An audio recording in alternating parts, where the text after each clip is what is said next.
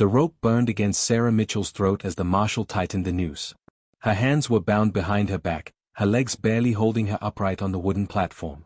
The crowd of Deadwood citizens jeered and shouted, their faces twisted with anger and disgust. She was 23 years old, and in less than 5 minutes, she would be dead. Murderess, someone screamed from the crowd. Hang her high, another voice joined in. Sarah's vision blurred with tears, but she refused to close her eyes. If these were her final moments, she would face them with whatever dignity remained. The morning sun felt cruel against her skin, too bright and warm for a day that would end in darkness. Her heart hammered so violently she thought it might burst before the rope did its work.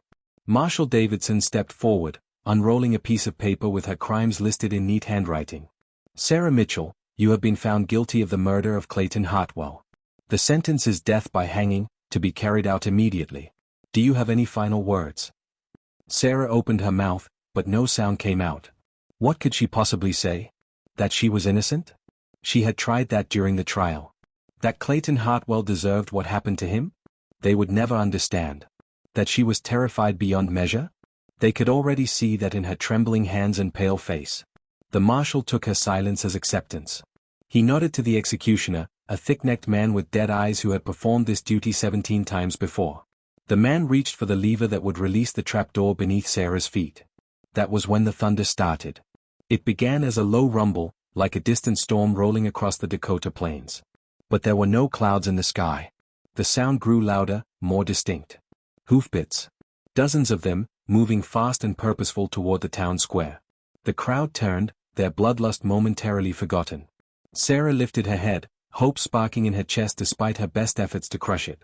Hope was a dangerous thing when you were standing on a gallows with a rope around your neck. The riders appeared at the end of Main Street, and the crowd's murmurs turned to gasps of fear.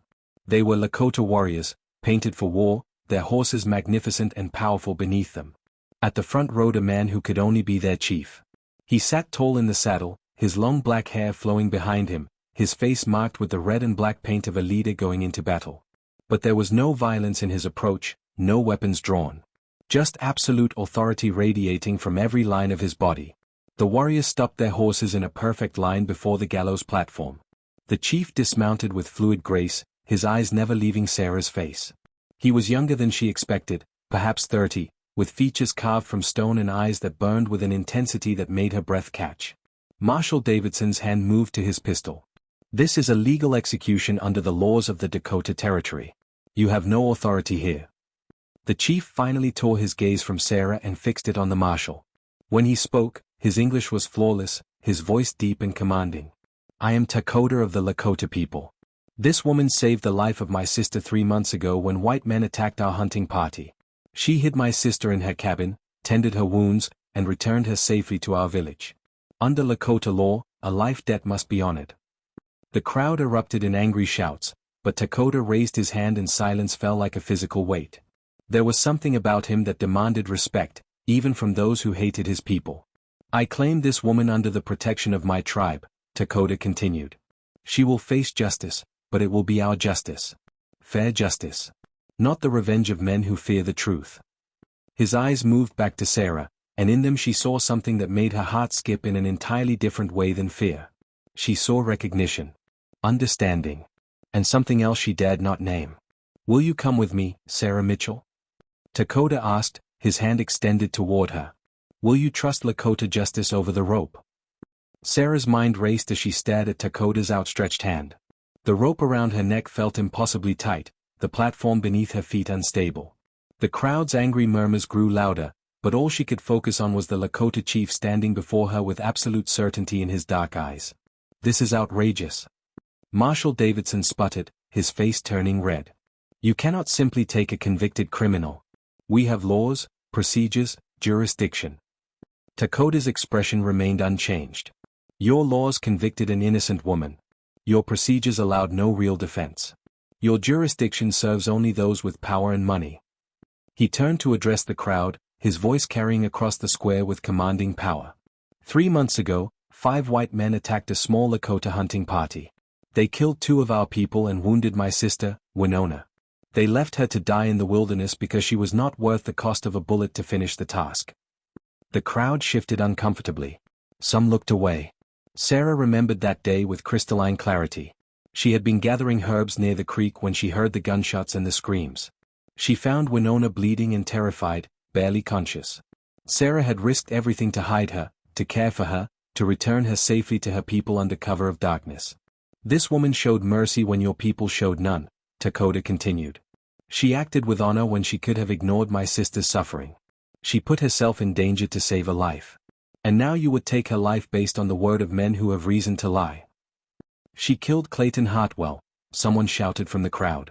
Shot him dead in her own home. Because he was assaulting her. Sarah finally found her voice, raw and desperate. He came to my cabin drunk, angry that I had helped Winona. He said I was a traitor to my race. He tried to force himself on me, and when I fought back, he beat me until I thought I would die. The gun went off during the struggle. It was an accident, but it was also survival. Lies. The shout came from a well-dressed man pushing through the crowd. Gerald Hartwell, Clayton's father, owned half the businesses in Deadwood and had funded the prosecution. My son was a good man. She murdered him in cold blood, probably for some imagined slight. Dakota's jaw tightened. Your son was seen in 3 saloons that night, drinking heavily and threatening Sarah Mitchell. He told the bartender at the Lucky Strike that he was going to teach her a lesson about helping savages. These are facts your marshal chose not to investigate. The executioner looked uncertain now, his hand frozen on the lever. Marshal Davidson's authority was crumbling before the chief's unwavering presence and undeniable logic. I offer a solution, Dakota said, his voice calm but brooking no argument. Sarah Mitchell will come with me to our village. She will face a council of elders, men and women who will hear all evidence without prejudice.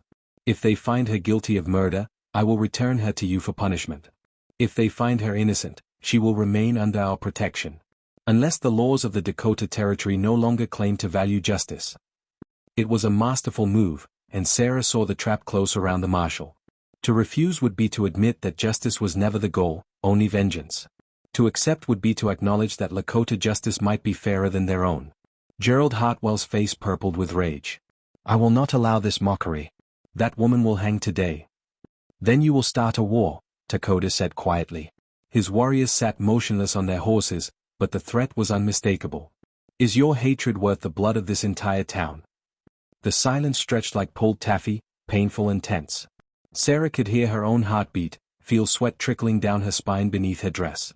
Her life balanced on the edge of this moment, dependent on the decision of men who despised both her and her potential savior. Finally, Marshal Davidson's shoulders sagged. Take her, he said, defeat heavy in his voice. But if your council finds her guilty, you will return her within 1 month. And if you fail to do so, the army will consider it an act of war against the United States. Dakota nodded once, a sharp decisive movement. He gestured to one of his warriors, who dismounted and climbed the gallows platform with quick efficiency. The man's knife flashed, and suddenly the rope around Sarah's neck went slack. Her hands were cut free, and she nearly collapsed as the tension holding her upright released all at once. Strong hands caught her. Dakota had moved faster than she thought possible, and now he held her steady, his grip firm but gentle on her arms. This close, she could see the flecks of amber in his dark eyes, could smell sage and leather and something indefinably him. Can you ride?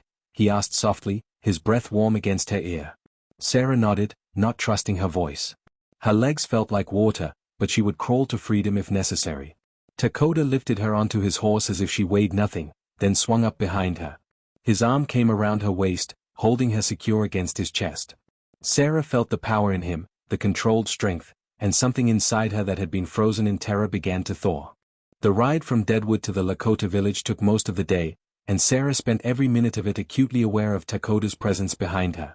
His arm remained steady around her waist, keeping her balanced as they navigated rocky terrain and forded shallow streams. She could feel the rhythm of his breathing, the warmth of his body shielding her from the worst of the wind. They spoke little during the journey. The other warriors rode in a protective formation around them, their eyes constantly scanning for threats. Sarah understood they were moving through dangerous territory, where any encounter with settlers or soldiers could turn violent in seconds. She was the spark that could ignite that powder keg, and the knowledge sat heavy in her stomach. As the sun began its descent, painting the sky in shades of orange and purple, they crested a hill and Sarah saw the village spread out in the valley below. It was larger than she expected, with dozens of teepees arranged in careful patterns, smoke rising from cooking fires, children and dogs playing near the river. It looked peaceful, ordered, nothing like the savage encampment she had been taught to fear. "This is my home," Dakota said quietly, his first words to her in hours. "You will be safe here while the council deliberates." Sarah wanted to thank him, but the words stuck in her throat. She did not know if she was safe or if she had simply traded one executioner for another. The Lakota had every reason to hate white settlers. What if this council was merely a formality before they exacted their own justice? As if sensing her thoughts, Dakota's arm tightened slightly around her waist. "I do not save lives only to take them," he said. "Whatever the council decides will be fair. That is my promise to you." They rode into the village, and Sarah felt dozens of eyes upon her. Some faces showed curiosity, others suspicion, a few outright hostility. She could not blame them. How many of these people had lost loved ones to white violence? How many had been forced from their lands, seen their way of life destroyed? A woman emerged from one of the larger teepees, and Sarah's breath caught. She recognized Winona immediately, though the Lakota woman looked far healthier than the last time Sarah had seen her. Winona's face broke into a smile of pure joy, and she ran forward as Dakota dismounted and helped Sarah down from the horse. "You came." Winona embraced Sarah tightly, speaking in rapid Lakota before switching to English. "My brother told me he would not let them kill you. I have been praying to the spirits every day since I heard of your arrest." Tears stung Sarah's eyes. She had saved Winona's life expecting nothing in return, certainly not this. "I am glad to see you well," she managed to say. "Well?" Winona laughed, though her eyes were wet. "I am alive because of you. Come, you must be exhausted. I have prepared food and a place for you to rest." Dakota spoke in Lakota to his warriors, who dispersed to tend their horses and return to their families. Then he turned to Sarah, his expression serious. "The council will convene tomorrow at sunrise. Tonight, you are a guest in my village. Winona will care for you, and no harm will come to you. This you have my word on." Sarah met his gaze directly. "Why?" she asked. "Why risk so much for someone you do not know?" Dakota was silent for a long moment, and something flickered in his eyes that she could not quite read.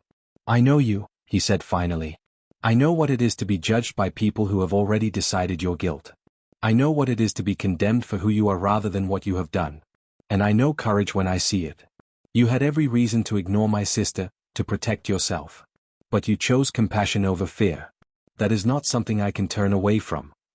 He held her gaze a moment longer, and Sarah felt something shift between them, an understanding that went beyond words. Then Winona was pulling her away, chattering happily about food and rest, and Dakota was walking toward the council lodge with the weight of leadership settling back onto his shoulders.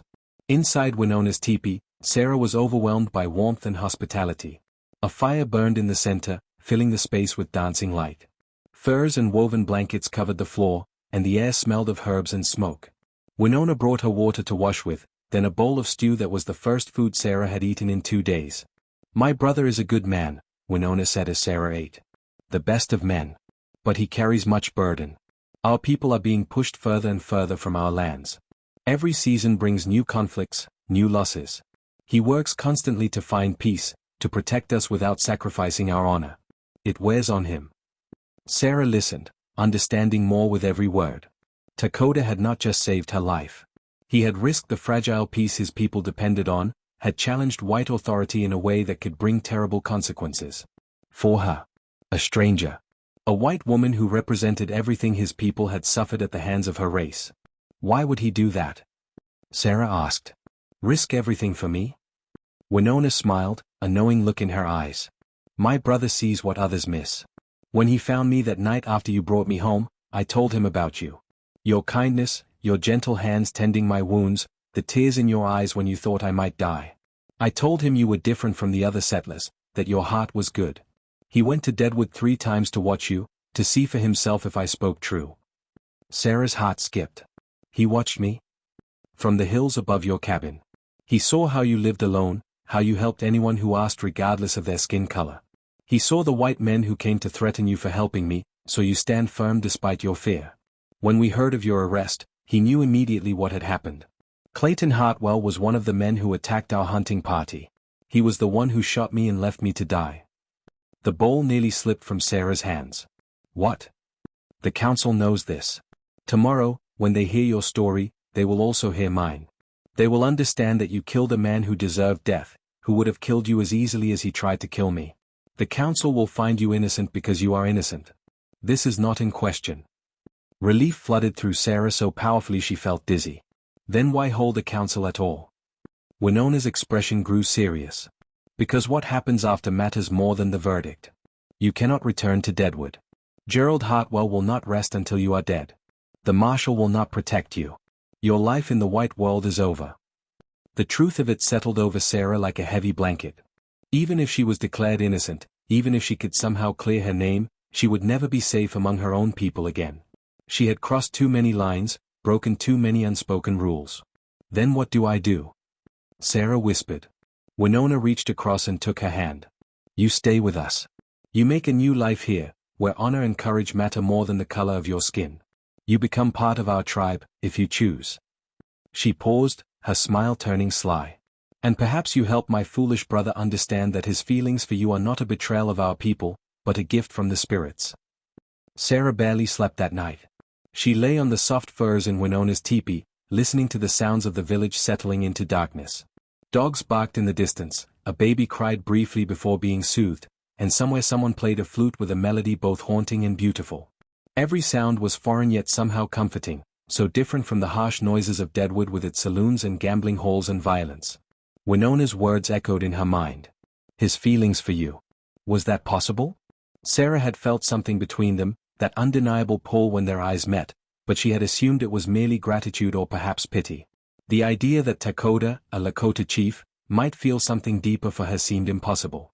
And yet, she could not deny her own reaction to him. Even now, safe and free from the noose, her skin remembered the warmth of his arm around her waist, and her heart beat faster at the memory of his voice speaking her name. But what kind of future could they possibly have? She was white, he was Lakota.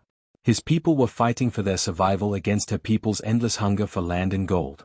Any relationship between them would be seen as betrayal on both sides. And yet, lying there in the darkness, Sarah found herself hoping with an intensity that frightened her. Dawn came too quickly. Winona woke her gently, bringing fresh water and helping her prepare for the council meeting. She dressed Sarah in a simple buckskin dress that was far more comfortable than the tattered clothing she had arrived in. Winona braided her long blonde hair and placed a beautiful shell necklace around her throat where the rope burn still showed as an angry red line. You look beautiful, Winona said. Like you belong here already. The council lodge was the largest structure in the village, a great teepee decorated with painted symbols and hung with eagle feathers. Sarah's heart pounded as Winona led her inside. The council consisted of 7 elders, 4 men and 3 women, their faces weathered by years and wisdom. They sat in a semicircle around the central fire, and Dakota sat with them, though slightly apart, marking his role as both leader and participant. Sarah was given a place to sit facing the council. The morning light filtered through the teepee's opening, casting everything in a golden glow. She felt exposed, vulnerable, but when she glanced at Dakota, his steady gaze gave her strength. The eldest council member, a woman with silver hair and eyes that seemed to see straight through to Sarah's soul, spoke first in Lakota. Winona, sitting beside Sarah, translated in whispers. We gather to hear the testimony of Sarah Mitchell, who stands accused of murder in the white man's law but who saved the life of one of our own. We will hear her words, and the words of those who know her story, and we will judge with wisdom and fairness. Let the truth be spoken without fear. Sarah was asked to tell her story, and she did. She spoke of her life in Deadwood as a widow, her husband having died in a mining accident 2 years prior. She described her loneliness, her struggles to survive, her growing disillusionment with the racism and violence she witnessed daily. She told them about finding Winona, about the choice she made to help despite knowing the danger, about returning Winona to her people because it was the right thing to do. Then she spoke of Clayton Hartwell. The words came hard, dragged from a place of shame and horror she had tried to bury. She described his drunken arrival at her cabin, his accusations that she was a traitor and a savage lover, his hands on her body, his fists in her face. She showed them the fading bruises on her arms, the mark on her cheek. She told them about the gun, kept for protection against wolves and thieves, and how it had ended up in her hands during the struggle, and the terrible moment when it fired and Clayton fell. I did not mean to kill him, Sarah said, her voice breaking. But I also will not pretend I am sorry he is dead. He would have raped me, maybe killed me. I fought for my life. In Deadwood, that was called murder because I am a woman and he was a man of wealth. But I am not sorry for surviving. The council members listened without interruption, their faces impassive. When Sarah finished, Winona spoke, adding her testimony about Clayton being one of her attackers, about his cruelty and violence. Other warriors who had tracked the men who attacked the hunting party confirmed that Clayton Hartwell had been among them, that he had bragged about shooting an Indian woman. Finally, Lakota spoke. His voice was low and controlled, but Sarah heard the emotion underneath it. I went to Deadwood to observe this woman before the hanging. I wanted to understand who she was, why she had risked herself for my sister. I watched her for 3 days. I saw her share her food with an old man who had nothing. I saw her tend to a child's injury though the mother was Chinese and most whites would not touch them. I saw her stand on her porch and refuse entry to men who came to intimidate her for her kindness. He paused, his eyes finding Sarah's across the fire. I also saw her fear. Living alone in a town that hated her for her compassion. Facing judgment from people who had decided she was guilty before hearing her story. I saw a woman with courage and honor, qualities my people value above all else. When I learned of her arrest, I knew the white man's justice would not be fair. I knew they would kill her not for what she had done, but for who she dared to be. That is why I claimed the life debt. That is why I brought her here. The eldest woman studied Lakota with sharp eyes, then turned to Sarah. You have lived among the whites all your life. Why would you wish to stay among us, if that is what you choose? Our ways are not your ways. Our future is uncertain. We cannot promise you comfort or safety. Sarah took a deep breath. This was the moment of truth, the choice that would define the rest of her life. I have never felt at home among my own people, she said honestly. I have always been too different, too willing to see people as people rather than colors or races. In Deadwood, that made me an outcast. Here, I hope it might make me family. I do not ask for comfort or safety. I ask only for the chance to live with honor, to be judged by my actions rather than my birth. If your people will have me, I will learn your ways with humility and respect. The council members spoke among themselves in Lakota, a long discussion that Sarah could not follow. She watched their faces, trying to read their decision, but they were impossible to decipher. Minutes stretched like hours. Finally, the eldest woman raised her hand for silence. Sarah Mitchell, the council finds you innocent of murder. You acted in defense of your life against a man who had already proven himself an enemy to our people. No justice system should punish a person for refusing to die. She paused, letting the words settle. Furthermore, the council recognizes your debt to our people through your protection of Winona. You are hereby offered a place in our tribe, should you choose to accept it. You will undergo the traditional adoption ceremony, and you will be given a Lakota name. From that moment, you will be one of us, with all the rights and responsibilities that entails. Sarah felt tears streaming down her face. I accept, she whispered. I accept with gratitude and humility. The council members smiled, the first breaks in their serious expressions. Winona squeezed Sarah's hand tightly, her own eyes wet with joy. But it was Lakota's reaction that mattered most to Sarah. He stood, his expression unreadable, and left the council lodge without a word. The adoption ceremony took place 3 days later, giving Sarah time to learn the basics of what would be expected of her. Winona proved to be a patient teacher, showing her how to properly tend the fire, how to prepare food in the Lakota way, how to address elders with respect. Sarah absorbed everything eagerly, determined to prove herself worthy of the gift she had been given. But throughout those 3 days, Lakota remained distant. She saw him around the village, always busy with his duties as chief, but he never approached her, never spoke to her directly. The warmth she had felt between them seemed to have vanished, replaced by a wall she could not understand. It hurt more than she wanted to admit, that ache in her chest every time she glimpsed him and he looked away. The evening before the ceremony, Sarah found herself alone by the river, watching the sun set in a blaze of crimson and gold. She heard footsteps behind her and turned to find Lakota standing there, his face shadowed in the fading light.